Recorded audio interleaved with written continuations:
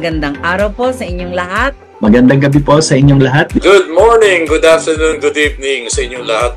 Magandang hapon po sa ating lahat. Ako nga pala si Jean Kenneth M. Ilagan. Ako si Louis Benedict Ignacio. I am Albert Alvin H. De Jesus. This is Dr. Giselle Barion. This is Telma Maranya. This is Attorney Dwight Ramos. I am Dr. Evelyn Songko and I am happy to be with you. Ikinagagalak ko makasama kayong lahat sa isa na namang makabuluhang kwentuhan dito sa Bridges. Excited naman ako sa introduction mo, Dr. Louis. And I'm really so excited to be here. It's really my pleasure to be invited here because this is a very good platform po. Not to be only bridging faith, hope, and love, but at the same time bridging the bond between the alumni and their alma mater. Kaya tayo merong Santa Cruzan as a culminating activity of our devotional practices to the Blessed Mother, because all devotion to the Blessed Mother should always lead to Jesus. Ang mga popular na issue sa mga Pilipino, no? Yung mga may kinalaman sa sikmura, mga economic issues, trabaho, inflation. Pero kahit ganyan pa, makikita na ang mga Pilipino nagbibigay ng attention sa mga political issues gaya ng West Philippine Sea issue. We need our future generations to meet their own needs without sacrificing also yung mga needs natin na nararanasan natin ngayon. So we need this clean air, malinis na hangin, malinis na tubig, yung lupa natin hindi pa poison, then okay pa yung mga karagatan natin, okay pa yung mga kabundukan natin.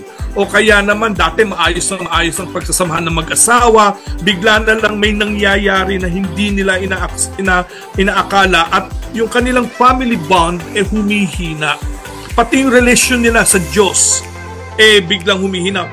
I love you. I love Jesus, Holy Spirit, and Mama Mary.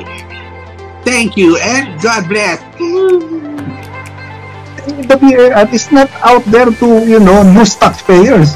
Pag nalugi yung taxpayers, hindi mo babawasan yung magbabayad ng tax.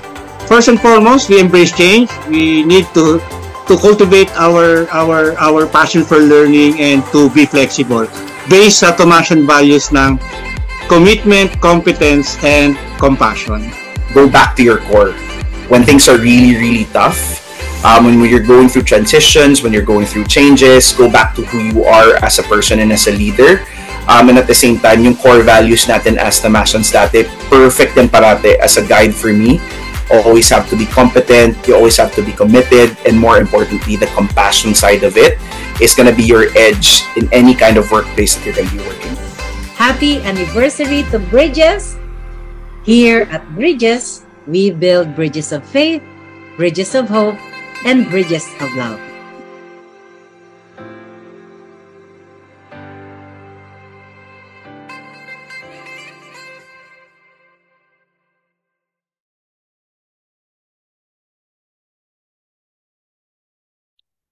As we celebrate the Earth Month this April and the Earth Day on April 22, our episode today brings to fore Pope Francis' call to take care of our common home, the planet Earth. In his encyclical Laudato Si, Pope Francis focused our attention to our environment. He addressed it to all the people living on Earth and sharing in the gifts of our planet. He reminds us of what is happening to Earth, the beautiful creation that God has given us, and of our responsibility to build and restore it for the next generations to come. The words of Saint Francis, Laudato Si, Mi Signore, meaning praise be to you, my Lord, inspired Pope Francis. Happy Earth's Month to all of you. Magandang araw, magandang hapon sa inyong lahat. I am Albert Alvin H. De Jesus, an alumnus of the Faculty of Pharmacy. Together with me is Liza Assumpta Balita, a graduate from the UST College of Nursing. Kami pong dalawa ang inyong host sa araw na ito. Hello, Liza. Hello po, Sir Ebeg. Kamusta po? I'm happy to be your co-host for today. And it is also our pleasure to have you here as my co-host today.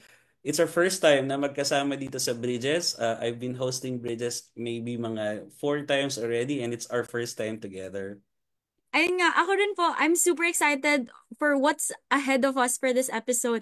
I'm super happy to meet you din po kahit online lang. And yun nga po, without further ado, very interesting ang pag-uusapan natin ngayon, Sir Ebe. And nakaka-relate tayong lahat sa usaping ito kasi tungkol ito sa ating kapaligiran, the environment. Correct. That will be the focus of Bridges for this whole month. Because after all, April is the Earth Month. Parang nung March 22, we also had the Earth Hour, di ba? Where UST also participated. And kailan naman yung Earth Day, Liza? Siyempre, ito po ay sa April 22. Pero hindi natin makakalimutan na ngayon ay holiday dahil sa Feast of Ramadan or Eid al-Fitr. At binabati ko po on behalf of the whole UST Alumni Association ang ating mga Muslim brothers and sisters for their celebration for the Feast of Ramadan. Happy Eid po, happy Feast of Ramadan po sa inyong lahat. And of course, no, meron pa, we will also celebrate this April 9, the Araw ng Kagitingan. This is a commemoration of the heroism of our Filipino soldiers during the World War II. Grabe, Sir Ebe, ang daming ganap ngayong April, no? Correct. No, pero siguro dahil sa dami nga ng ganap, let's dive into the important topic today, no? Liza, would you like to introduce our very special guest for today? It is my pleasure. So our guest today, hindi natin papatagalin pa. I'm sure you guys know him. But I'll just like to introduce him for those who don't yet. So our guest today is Reverend Father Raynor Munsayak. He is currently the Executive Vice President and Vice President for Administrative Affairs of the Colegio de San Juan de Letran, Bataan. Also, he is the current Provincial Promoter of Justice, Peace and Care of Creation of the Dominican Province of the Philippines. He graduated in 1998 with a degree of Bachelor of Science in Tourism in the University of Santo Tomas, and then after which he worked for almost 10 years as a casino dealer in the cruise line industry. He joined the Order of Preachers or the Dominicans in 2008, and he currently holds a master's degree in preaching, and he is now continuing his graduate studies, taking a PhD in development studies in the University of Santo Tomas. He was ordained as a priest in 2019. Ladies and gentlemen, let's all welcome again Reverend Father Raynor Munsayak. Good afternoon po and welcome to the show, Father. Hello, good afternoon, Albert and Liza and all who are watching right now sa ating Bridges. Good afternoon. Welcome to the show po, Father. I'm sure our viewers are so excited for what we are going to be talking about today. Kaya naman, let's get the ball rolling. Siyempre, Father, gusto nating umpisahan yung Earth Month sa isang magandang encyclical that Pope Francis actually released. Can you indulge us, please? Ipaliwanag niyo po, Father, ano po ba ang Laudato Si? Laudato Si is the social encyclical. No, we have a lot of social encyclicals. We started with the Rerum Novarum, no, and then now we have the social encyclical Laudato Si written by Pope Francis. Ito'y lumabas noong year 2015. So 10th year niya na ngayon, no? So tingnan natin kung ano na nga ba yung impact ng Laudato Si. It's first ever encyclical na that deals with the environment. Kasi before yung ibang social encyclicals, konting part lang ng kanilang messages ng Pope about the environment.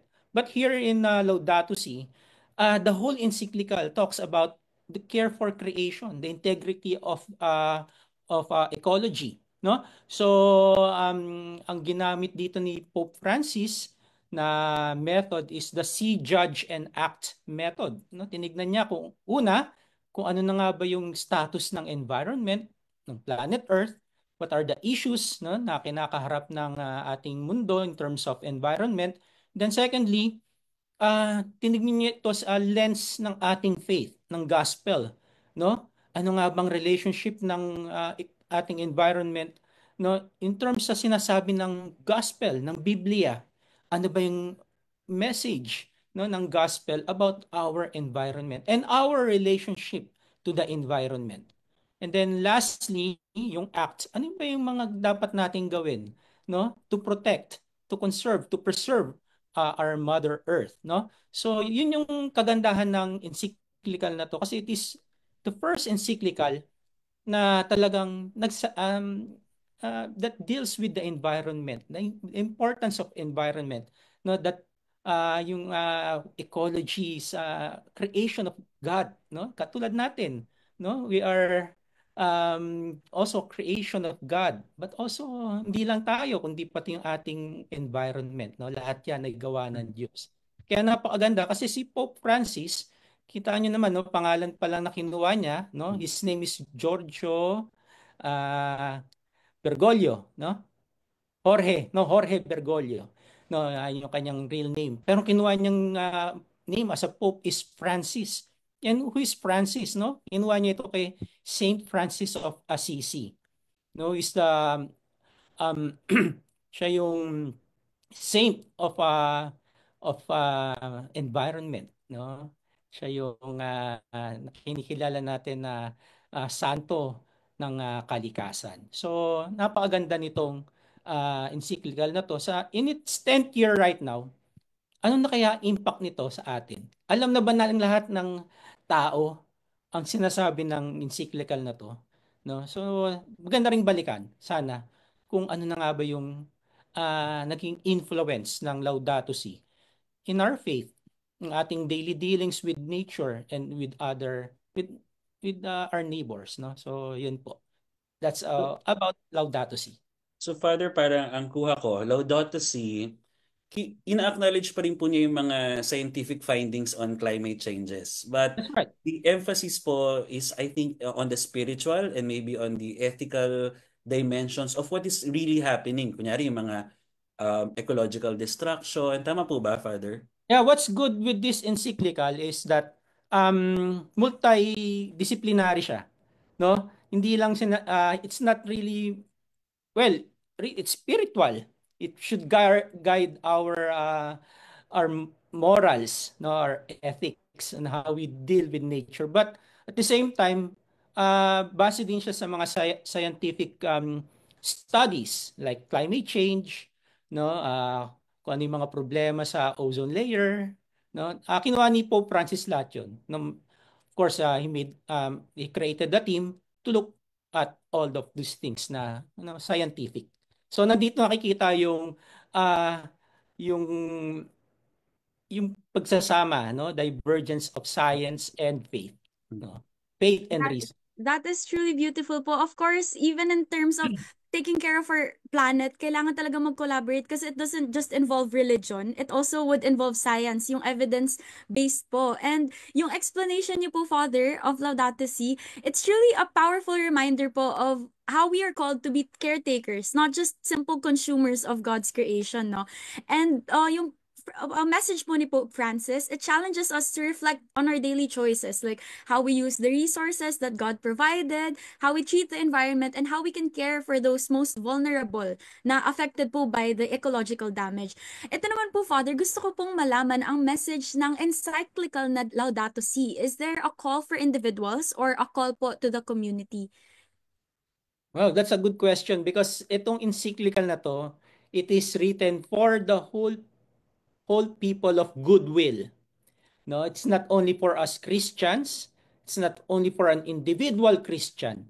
It's for the whole people of the world, no? People of goodwill. So everyone, kasi we have a common earth. We're living in a common planet, no? So it's really a call for everyone to take good care as good stewards, sabi mo nga, no, ng nature. So everyone is being reminded, no, to be good caretakers, stewards. Kasi sinasabi nila, no, sa Genesis, sabi, you should, yung sinabi ni Lord na, go and parang overpower nature, sabi, parang ginaganyan. No, we are called not to overpower nature. We are called to be stewards, to be good caretakers. Caretakers, yes. So everyone, no, hindi lang sa individual, not to a particular community or faith, no, but to the whole people of the world. So yun nga po na parang hindi lang talaga siya, kasi baka isip nila because the encyclical ay galing kay Pope Francis, ito lamang ay para sa mga Katoliko or Kristiyano, Father. So at least ngayon alam natin na talagang because it's a common home, no, nating lahat. Kaya nga, if you're going to read the encyclical, hindi ang mga may mga ah, excerpts dito na hindi lang galing sa Catholic faith. Meron dito nanggagaling sa mga Jews, sa Muslims, no? So makikita mo na lahat ay involved, no? So napakaganda.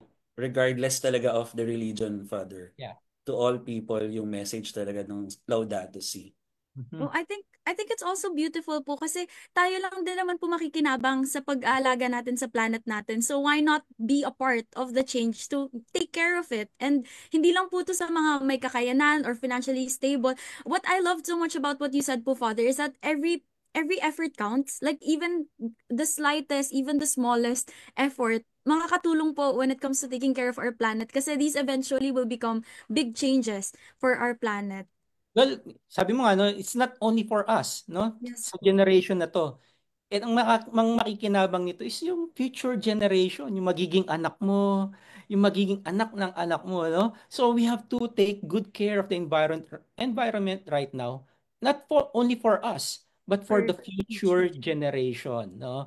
Tawag diyan sustainability, no? We have to sustain the nature para for the future generation. Speaking of generation, Father, so nakuha natin from, what we're talking about right now is that everybody has a responsibility of rebuilding our environment lalo na para sa next generation to come. Sabi mo nga po as stewards of God's creation. Kaso po, parang marami pa rin po tayong mga kababayan na kailangan pang paliwanagan about this Laudato Si, no? So, what are your thoughts on this, Father? And maybe you can shed some light to these people na hindi pa talaga aware of this encyclical. Well, trabaho, we have a lot of things to do, no? Not only hindi lamang sa church, hindi lamang sa academe, kailangan nagsisimula sa family, no? Sa pamilya mismo, na ipaliwanag ng mga magulang sa kanilang mga anak yung kahalagahan nung pag-aalaga ng ating kalikasan, ng ating kapaligiran. Dito nga sa letra, no, where I'm assigned right now, what we're doing here is really a holistic formation of our students, and we also involve our stakeholders, yung family, yung parents ng aming estudyante, kasi magkakaroon ng disconnect. We are teaching them here how to throw their garbage in the proper disposal. Paano pag uwi naman nila, no? At yung parents nila, they're not aware of these things. Kaya sinasama namin sa formation not only the students but also the parents, na para pag uwi nila sa bahay, walang disconnect. Nandun pa rin yung kung ano yung ginagawa sa school, ginagawa nila sa kanilang mga tahanan. And then, paglabas nila sa kanilang tahanan, sa bigger community, magiging good example sila sa kanilang neighbors, no? Kung paano gagawin, kung how to treat the environment. So, lahat dapat tulong-tulong, no? The church, the schools, and then, of course, the family. Napakahalaga ng pamilya. That is such a great point po, Father. Pero sometimes, yung challenge po kasi hindi po siya awareness lang, but making really environmental action. Like, there are a lot of advocacies, a lot of programs, a lot of promotional na activities on social media. But what is important is the action that comes with this. So, Father, how can we encourage more people to see sustainability as a way of life rather than just a temporary movement or something that they just see po on social media? They should see the signs already, no?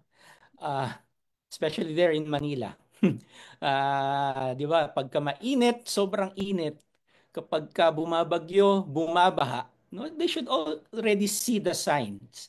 No, ito ay mga palatandaan na may dapat na tayong ginagawa, no? Ngayon, or else it's going to be too late kung hindi pa tayo kikilos ngayon, no? So awareness is good. Yeah. But action, kailangan, mas importante na may ginagawa tayo. Kaya we have to see the signs already. no, na we have to be aware of these signs na kapag hindi tayo kumilos ngayon, ito na yung mangyayari at wala nang dadat ng magandang kalikasan yung susunod na henerasyon, no? So advocacies are good, no? Pero tama ka, action, no? We have to put those ideas into action. Even in the Bible it says, no, faith without action is dead, no? So napakahalaga na kumikilos tayo, no? May ginagawa tayo para sa kapakanan ng ating kalikasan. Father, I think parang may term dyan eh. I think when we were discussing this with our students po sa public health, we talked about eco-anxiety. Yung parang bang na-overwhelm ka with ano yung nangyayari sa climate, ano yung nangyayari because of what you mentioned, no, yung mga dapat nararamdaman na natin yung mga repercussions of what we're doing to our environment. Kaya lang parang ang tanong po ng mga bata, ano ba yung pwede nilang magawa, no? So ako, if I may share, Father, in our diocese, meron na po kami yung mga nag-encourage po sila ng tree planting. Tapos during Sundays po, pinapadala po yung mga plastic sa simbahan kung sakali po. So I think at least at your po dyan po siguro sa Bataan, Father, ano po yung mga examples niyo po ng mga actions po na sinasabi natin na pwede pong ma-involve not only our students, no, but also the general public, the general Filipino community po? Yeah. Little efforts would really help, no? Here in Letran Bataan, what we are doing, we have student organizations na merong about sa environment. What else? Tree planting. That's very good. Pero dapat hindi lang natatapos sa tree planting. Meron din tinatawag na tree nurturing. No? Kasi sometimes we just, okay, kasama ako sa tree planting, that's very good. Pero after that, ano na? No? So, dapat pagkatapos natin mag-tree planting, mas magandang babalikan natin yung ating itinanim. Nakikita natin itong lumalago. No? Aalagaan din natin. Huwag lang natin basta-bastang iiwanan na may ibang tao lang na aalaga dun sa ating tinanim. So, tree planting and tree nurturing. What else? May mga conferences kami about the SDGs, no, the Sustainable Development Goals, and then conferences about Laudato Si, and meron kami tinatawag dito na Meatless Wednesday, no? Walang tindang meat ni karne every Wednesday. Well, ngayon pati Friday kasi Lenten season, no? So, anong may tutulong nito, no, nung hindi mo pagbibenta ng meat every Wednesday for a day? No, kasi ang mga baka, it contributes, no, yung sa ating greenhouse, no, yung methane niyan, no, meron niyang science. So, and at the same time, you teach them how to eat, no, na hindi sila masyadong reliant sa meat, no. Kumain din sila ng gulay, no. Healthy lifestyle kumbaga. So little things, no, yung segregation, yung ganyan. So mga small things. And also we really encourage our stakeholders to participate all the time. Hindi lang yung students, pati yung parents, kasama natin. Kasi sila yung mag-guide din sa kanilang mga anak eh. We are just partners. We don't call them clients. We call them partners, no, in forming their children. So we need to involve the parents, no. Kaya nga kapag meron kaming mga community extension activities sa mga community partners namin, sinasama din namin yung parents ng mga estudyante para makita nila kung ano yung mga ginagawa ng kanilang mga anak. You know what, Father? I think our viewers can relate to me when I say na it's so essential for us to realize na hindi lang po sa pagsisimula ng mga projects and advocacies to. It's all about maintaining. What really stuck me was yung hindi lang po tree planting, tree nurturing dapat yung inaasikaso natin. Kasi ano ba naman kung nasimulan pero hindi natin kayang i-maintain. Father, a question that I have in mind po is how can we further educate them or like pull the public po or the whole society to maintain kung ano yung nasimulan nila. Other than giving them letting them know na ito na yung gravity of the effects of climate change. Like, what would you, how would you encourage them po to continue striving for a better planet for all of us?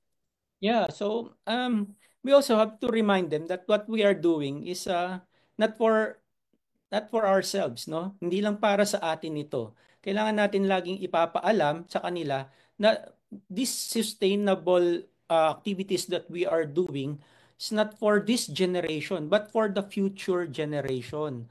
No? Kasi tawag diyan ay um, it's also part of justice, no? So, kung sinisira natin yung kalikasan ngayon, we're not giving what is due to the future generation, no? Nagkakaroon ng climate injustice, no? So, it's very important na to remind everyone na kung ano yung ginagawa natin ngayon ay may connection sa kinabukasan, no, ng ating susunod na henerasyon. No, we are not living only for the moment, but we have to take good care of the planet because we would like our future generation na may makita pang magandang kalikasan. So, kailangan makita yung interconnectivity ng lahat, no? Na hindi lang tayo sa ngayon but also the future. Father, talagang collective effort po siya, no? So, Father, gusto ko lang idiin ng konti dun sa nabanggit niyo po, no? Sabi kasi natin kanina, yung climate change, it is a moral issue. Tapos, just now, you mentioned that it also has social injustice. Kasi alam naman po natin that it's the poor people who are most affected by this destruction, by this environmental destruction. Meron po ba sa Laudato Si na parang nag-a-address about this social justice at saka po sa poverty? Yeah. Before I answer your question, shout out muna sa aking mga professor sa grad school, no? Kasi marami akong natututunan about this sa kanila, no? Kay Ma'am Arlen Ancheta, Hello po. kay Doc Baron, at kay Ma'am Quintana, Doc Quintana. So, marami akong natututunan about this sa mga professors ko. Very interesting yung aking program na kinukuha ngayon. So, yeah, a lot, no? Konektado ito. Climate justice is connected to human rights. It is connected to food sustainability, no? Maraming bagay na connected ito, no? So let's just give an example, no? Sa sustainable food security, no? Anong nangyayari kapag merong climate change, no? Ano naapektuhan? Naapektuhan yung pagtatanim ng mga magsasaka.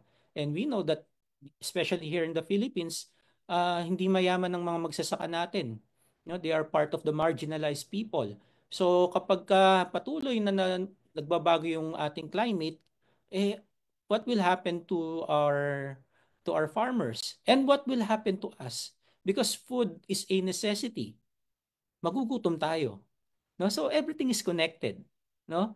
So here dun sa ating sa encyclical ng Laudato Si, Pope Francis really speaks about this, no?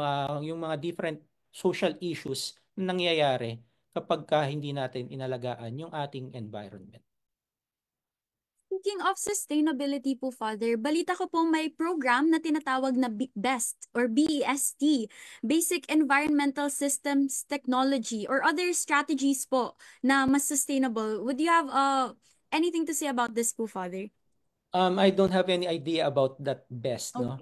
So, i-enlighten natin yung ating audience and kayo din po, Father. So basically po, ito pong sustainable na strategy po na to ay ginagawa po nila nang kolekta sila ng iba't ibang klaseng plastic, salamin, papel, and other recyclables na pwede pong i-convert into energy. And ito po yung one of the initiatives that really help with the public engagement and participation po ng society when it comes to ensuring that they are taking an action and participation po sa sustainable strategies. So, yes po. Yeah, continue. Sorry. Ayun. And I feel like, Father, it's so essential po for even our viewers now. I hope this episode really reaches a lot of people. Kailangan po talaga collective effort when it comes to striving towards a better planet po, a better health ng planet natin. Yeah. Maganda yan, no? Yung mga efforts na ganyan, no? Marami. Yung best na sinasabi mo, even in the schools, no? Yung proper segregation lang ng mga garbage, and then magkaroon ng detailed vegetable garden, no? Sa mga bahay, no? It's this simple things na magagawa natin would really help, no? Sa pag-aalaga ng ating kalikasan. Father, I'm just curious kasi po syempre 'di ba si Laudato Si is coming from the Catholic Church po, from the Vatican, na i-implement natin, isama natin sa awareness, sa information dissemination. But are there also specific policies o kaya po mga projects that have been launched, no, on their level that has to be disseminated to our level naman po ngayon dito sa simbahan? Meron din po ba mga ganun, Father? Well, ang encyclical, it is a Laudato Si. It is a guideline. It's a guide, parang guide lang, sabi mo nga, for kung ano yung dapat natin gawin o hindi. But policies would come, siguro I think sa well, the government or non-governmental mga NGOs or sa mga eskwelahan mismo, no, they could use the framework of Laudato Si to make policies, no, sa mga activities na gagawin nila. Well, pwede rin natin gamitin yung UN SDGs, no, yung United Nations Sustainable Development Goals, which is until 2031 na lamang, 2030 na lamang. We only have 5 years more, no, to see kung nakakita natin yung targets. But we could use this encyclical, no, the Laudato Si, as a guide, as a framework, kung ano man yung gagawin nating policies or activities sa ating mga institutions, no, or as a country, no, as a whole. Sa bagay, Father, kasi syempre iba-iba yung problema sa bawat, the different levels of communities. So depende na kung paano po siya ini-embrace ng mga local parishes, ng mga diocese, at even yung sinabi niyo nga po ng gobyerno, mga korporasyon, no, mga individual, because you also mentioned about lifestyle changes that would start in ourselves. That's true. Siguro, Father, dahil 10 taon na rin naman tong Laudato Si, on a personal level po sa inyo po, meron po bang mga proyekto po kayo na nasubaybayan? Tapos ano po na kaya yung naging impact niya ngayon? From its very initiation, the start. Concrete project? Siguro po kahit specific, Father, na nabantayan niyo po, nasubaybayan, or ano po? Sa amin, sa Dominicans, may, well, ngayon pa lang na form, no, nagawa. Nagkaroon kami ng handbook about climate change and human rights. Itong handbook na to can be used as a guideline for the teachers, no, kung paano na ituturo yung mga subjects na itinuturo nila and how to relate them to human rights and climate change. No, ito ay I would like to show you sana yung book namin, but wala ko ngayon, hindi ko dala, no. But it is really for the academe, no, sa mga teachers para gamitin as a guide kung paano nila ituturo yung kanilang subject, no. Like for example in science, paano ma-relate yung science sa human rights and climate change. Even in MAPE, no? Iba-ibang subject matter na paano nila ituturo yung human rights and climate change dun sa tinuturo nilang subject, no. Ngayon nasulat na namin yung libro, nasa ano na kami na kung paano ite-train yung mga teachers how to use this handbook. That is so important po, Father. I feel that education po talaga yung first step towards action, and it is through these books, through these writings po, that we can better allow people to understand how important it is to take an action, take a stand towards the betterment po of our planet. So in Laudato Si po, Pope Francis talks about also the throwaway culture or yung pangmadali ang gamitan lang po tapos itatapon na po agad ng mga tao, and how this contributes to the degradation po of our planet. So Father, how can programs, initiatives help challenge this mindset by not just encouraging recycling but also inspiring people to see value in what we typically discard when it comes to recycling and using po making more sustainable choices? Yeah. Tama ka dyan, no? Yung throwaway culture, no? Or yung waste, no? Siguro we have to learn how to to live in yung sapat lang, yung how to really Yes po. to be contented, no? Ako minsan guilty ako diyan, no? Masyado akong ah, minsan extravagant, no? Yung lifestyle natin. Especially kakain ka sa labas, no? Simple things, nakakain ka sa labas, kakain ka sa eat all you can, no? Pero makita mo hindi mo naman mauubos, no? Parang nakakahinayang, no? So actually sa Laudato Si sinasabi, no, to the point na what we are doing, no, sa mga bagay na yun is really a sin, kasalanan, no? Kasi you're not giving what is due to others. Ikaw marami kang sobra. You have a lot, no, in excess. Pero may makikita kang mga kababayan mo na naghihirap na walang-wala. So, in Laudato Si, talagang extreme na sinasabi to the point na it is a sin, no, na living in that kind of lifestyle, no? Kaya we have to learn how to live na yung sapat lang, no, na we really need to be contented, no? Meron pa nga lifestyle na sinasabi ngayon, yung minimalist lifestyle, no? Uh, Try mo mamaya, Liza. Look at your cabinet. Bilangin mo yung damit mo. Bilangin mo yung sapatos mo. Yes po. It's a good Ang practice, guilty no? na agad si Liza. Ikaw din, Sir Albert, no? Sa ating lahat, no? Siguro maging part of our Lenten penance, no? Yes. To take a look at our belongings, no? Kung ano yung mga meron tayo ngayon. At tingnan mo yung mga bagay na ginagamit ko pa ba to? No? Kailangan ko pa ba to? Baka may nangangailangan, Yes. no? Siguro mas magandang ibigay ko na lang siguro kasi hindi ko naman ginagamit na. So, mas natututa tayong to become more generous, no? If we look at yung mga bagay na tingin natin sobra na eh. Hindi naman natin kailangan. Ibigay na lang natin sa iba. Talagang ano na, talagang individual efforts. Kasi kung Yes. sisimulan na po namin ni Liza mamaya, tapos yung mga nakikinig din sa atin will also do the same, no? Madami na bigla ang gagawa and it's going to become a collective effort na makakatulong eventually sa pag-fulfill ng Laudato Si or to become a reality. Speaking of Laudato Si becoming a reality, Father, ano po kaya yung mga nakikita nyo for the past 8, 9 years na po ba? Na nagiging obstacle kung bakit hindi po parang hindi tayo makaka-push to this what I've been mentioning earlier na making the vision of Laudato Si a reality. Okay. First point, values formation. Very very important.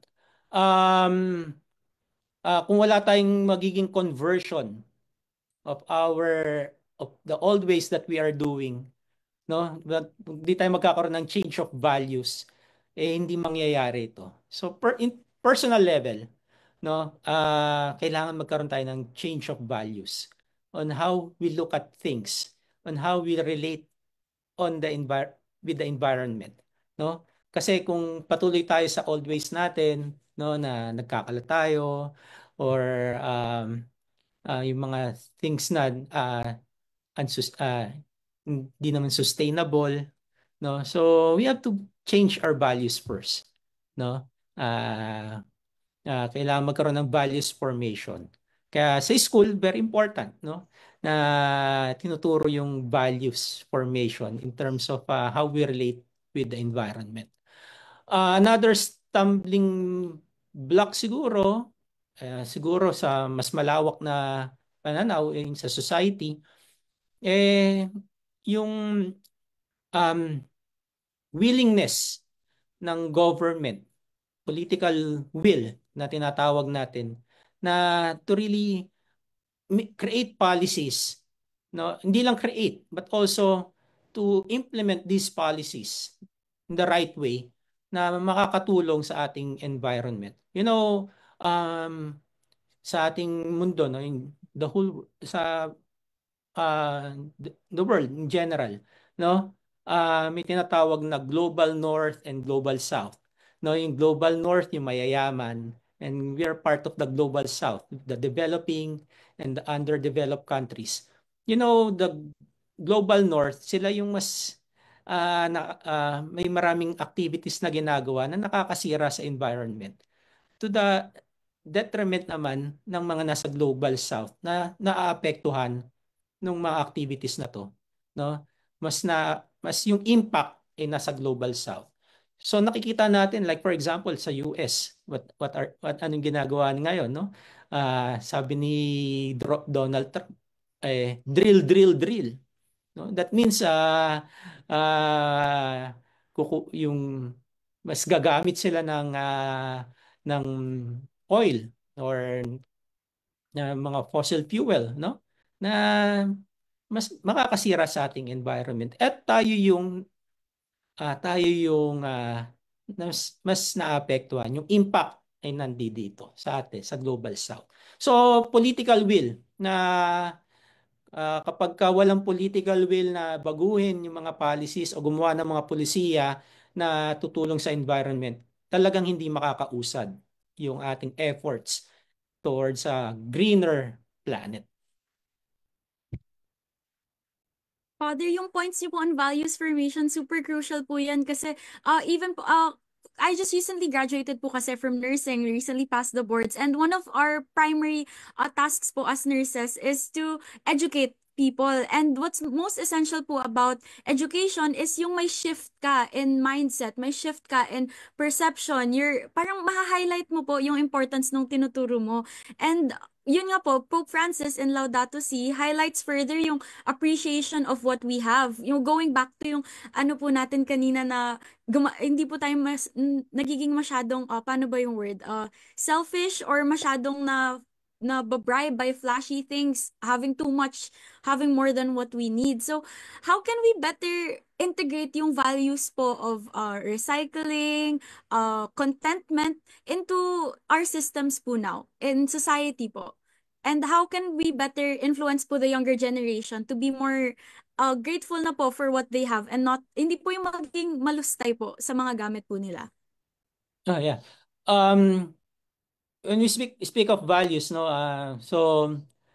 we should really learn how to be contented and really count our blessings, no? Tingnan natin kung ano yung binibigay sa atin ng grasya ng Diyos sa araw-araw, and to say really na sapat na, or yung binibigay ng Diyos sa akin. Kaya kung may sobra, we should be channels of those graces, no, na ating natatanggap, no? So kung meron tayong sobra at may nakikita tayong wala, kulang, no, may pagkukulang sa buhay, we give those things, no, yung sobra natin dun sa to other people, no? So we should be channels of grace, no? Kung tingin natin na ang binibigay sa atin ng Diyos ay sobra-sobra.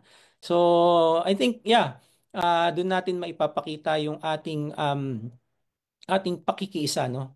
Yung ating pakikiisa sa ating kapwa. Right now in the church, we are talking about um, yung synodality, no? So we are walking together in faith. Well, we're not only walking in faith, but we're also walking in God's grace.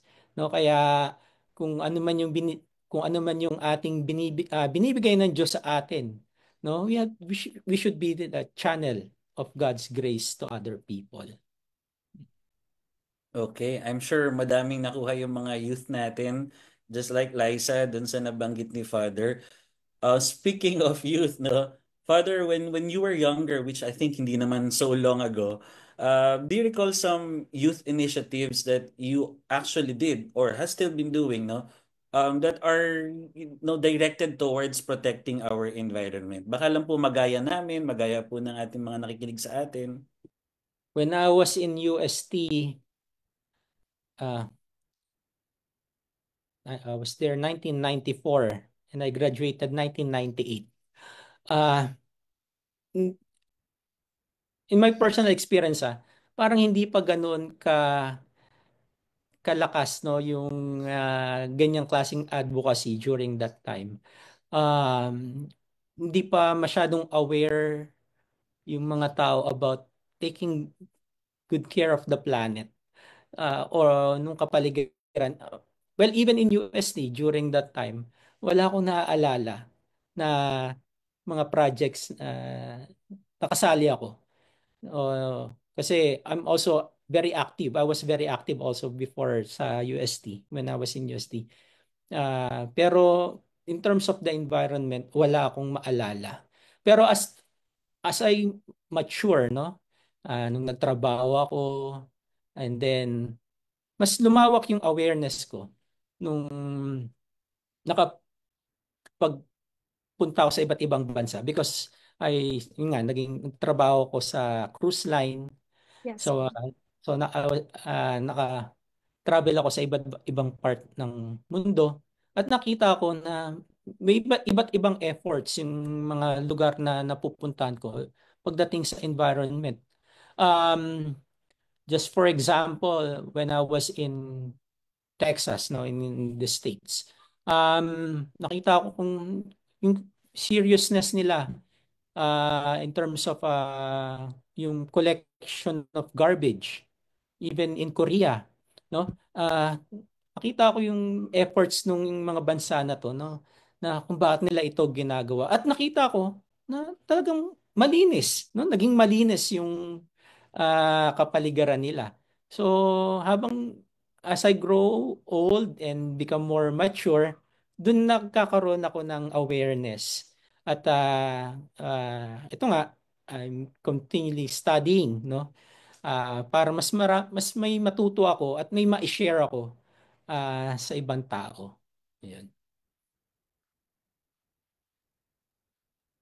Ayun po, Father, with all that said, of course, all good things must come to an end. But before we do end this episode, Father, ano po yung parting words nyo to our viewers, especially with kakasimula pa lang ng month of April and there's still so much they can do. Ngayon pa nga lang po, pwede na silang gawin po nila yung sinabi nyo kanina na check kung ano yung mga bagay na sumusobra na pwede na sigurong ipamigay sa iba. Father, what are your parting words to all of our viewers today po? Okay. So, thank you for having me today, no? Medyo mixy, no? Marami tayong pwedeng pag-usapan pagdating sa kalikasan. But what I would like to say to our viewers is that we are all part, no, of God's creation. We are not above God's creation. We should be good stewards of God's creation kasi this is not only for ourselves but sinasabi ko kanina pa na this is not for ourselves but for the future generation. Kung gusto nating may abutan pang magandang mundo ang ating mga kabataan ngayon, it should start now, no? Simulan na natin ngayon because pagdating ng panahon na nakita nilang sira ang mundo, wala silang ibang sisisihin kundi tayo. So we should start now, take good care of the planet, and be one with Pope Francis in his call for the integrity of creation. Be one with Mother Earth. Thank you, Father. So, sobra dami natin natutunan today. Ako personally, Liza, what I will bring home after this discussion is that hindi lang siya basta message ng simbahan. No? Again, sabi natin, message to everyone. It is also a call to action. And just like Father Raynor has mentioned, kailangan tayo, isa-isa, meron tayong conscious effort to do itong mga bagay na naririnig natin, natututunan natin, na ini-inform sa atin to protect our nature and also protecting our people, no, because nga may social justice siya, lalo na dun sa mga pinaka-vulnerable sa atin. So babaunin ko yun, at saka yung value formation, tsaka hopefully talaga, no, siguro connected na rin sa mangyayari sa Mayo, no, yung pagboto ng tama, because sabi ni Father, there is also a political will. These people will help us make this directive, this framework a reality by choosing the right leaders who will write the best laws or policies for us, not only for us, but for the environment and the next generation. So about you, like Liza, what's your takeaways for this discussion?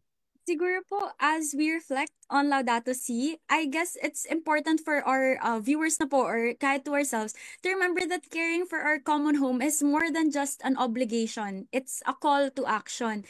Pope Francis reminds us na yung environmental care po, deeply tied po to sa social justice. As yung pinakang vulnerable po, sila po yung first to suffer from climate change and ecological harm. So, task na po natin yan by making conscious choices, reducing waste, conserving energy, and respecting Mother Nature po to become true stewards of God's creation.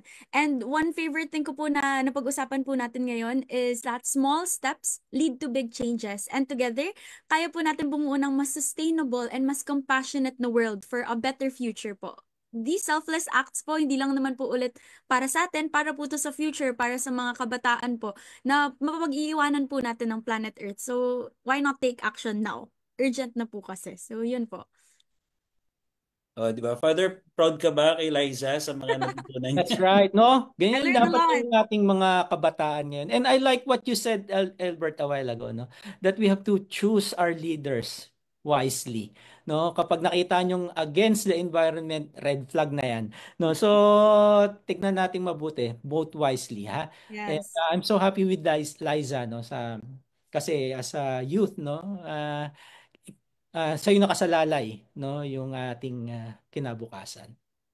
Yes, Father. We'll bring to heart and mind all of what we've learned today. And for that, we thank you. Napakaikli ng oras, sabi nyo nga po. Napakadami pa natin pwedeng pag-usapan about environment and how to take care of it, Father. But thank you so much for sharing and thank you so much for your time po. You're welcome. Thank you very much. Till next time, Father. Okay, God Thank bless. you so much po. And yun nga po, before we go, we'd like to extend our heartfelt thanks in behalf of, once again, the whole UST Alumni Association, to Father Raynor, and to all of our amazing viewers for joining us today. Stay connected by liking and sharing the UST AAI YouTube channel and following our Facebook page for more updates. And also, for everybody watching, mark your calendars because UST AAI Santa Cruzan is happening on May 8th. Once again, this will happen on May 8th, so get ready for a spectacular celebration of faith, culture, and tradition featuring stunning sagalas, vibrant festivities, and a night of elegance and devotion. So don't miss this unforgettable event po. See you there, May 8th. So remember, here at Bridges, we do not build walls, we build connections to reach out to one another. Here at Bridges, we build bridges of faith, bridges of hope, bridges of love. Enjoy the rest of the evening. Thank you, Liza. Thank you, everyone. Thank you din po. Thank you, everyone.